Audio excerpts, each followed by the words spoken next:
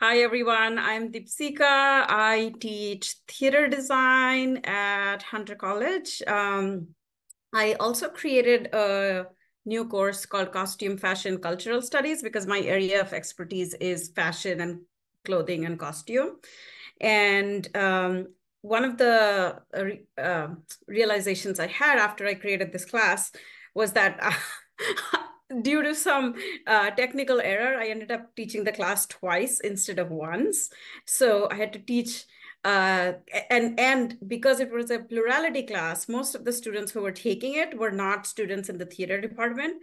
So I had no familiarity with them. And I found it quite difficult to teach both of these classes right after the pandemic. Not that I wasn't confident about the content, but the way and the way I wanted to teach the class just felt like I couldn't get that technique in. So I developed some strategies while teaching those two classes, but building on something I had already done. So in the theater department, we always joke that if you give students plays that they are already familiar with, they will look at the Spark Notes version of the play and come to class. But then if you give them something unknown and they don't have any familiarity with that play, it's like sometimes they just have a hard time reading the play. So, just doing it as homework doesn't always help. So one of the strategies I have used, I want to say I have used it before the pandemic, but after the pandemic, it has become more of a need, is getting the class to read together. And I found that doing this immersive deep reading in the class, even though I don't finish the whole topic for that day, even if I have two papers for that day or two plays, there's no way I'm going to finish both.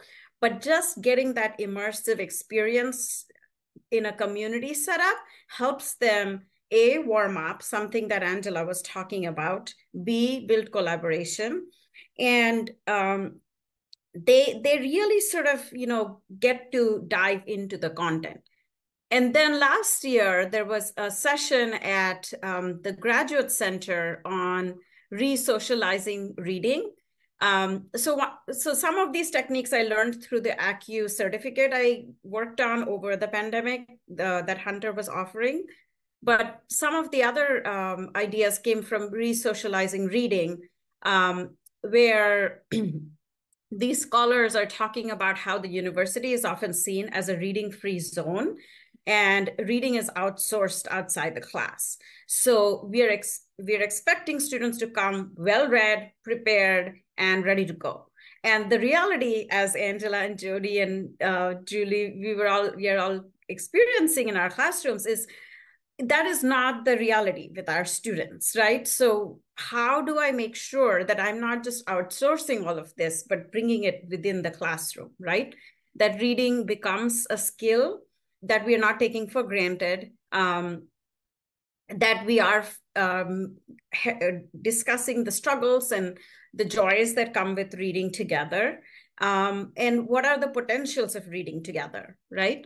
So I teach design, right? And when I teach design, I teach it in this, we have been assigned this very sterile classroom, typical kind of space. I have the students sitting around, even though they say you shouldn't be the talking head person. If you have to present the material on the screen, you automatically become the talking head person in the room, right? So how do you keep it interactive? So one of the strategies I've developed is I go into the class, pull up the reading. Students are either reading on their phones or tablets or devices, and I also have it up on the screen.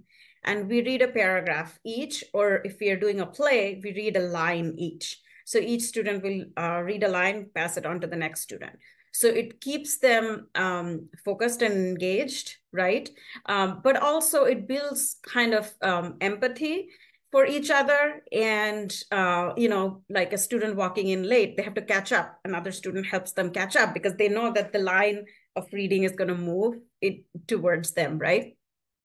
And then I either ask a student to volunteer to take notes, or I call out a student to take notes if nobody's volunteering. And this is one of the frustrations, as nobody's volunteering a lot of time because they're so tired and frazzled and, being in the space. I also finished my PhD very recently, and having been a student very recently, I know how difficult it is to be a student in the CUNY system. So some of the techniques that I worked with are things I'm sort of asking our students to do. So you'll see notes over here, like one student is writing. This one I didn't take a good photo of, I took it from the back. So, but you can see how the student is using creativity to write the notes and writing it in a very kind of visual way. These were notes I was writing during a different class, and while they were reading, and I was picking up kind of the important terms, like mise-en-scene is a term that we often engage with. So picking it up, making sure that the students, are paying attention to that idea, right? We were reading 4 different essays. So in the 4 different essays, I was asking students, what is the time at which is being discussed in the 4 essays, and what is the location that is being discussed in the 4 essays? And then we go into the theories and the kind of case studies that are in all of the 4 essays. This was from yesterday. A student came up and started writing the notes on the board. So you can see how differently each student is approaching this, or even I'm approaching this. It goes back to what Angela was saying about note-taking, about warming up, about feed forward. Like yesterday, the student said, we want to get into the sustainability paper that was like 2 weeks later. And scaffolding, teaching them how to learn so that they can succeed in their assessments and assignments.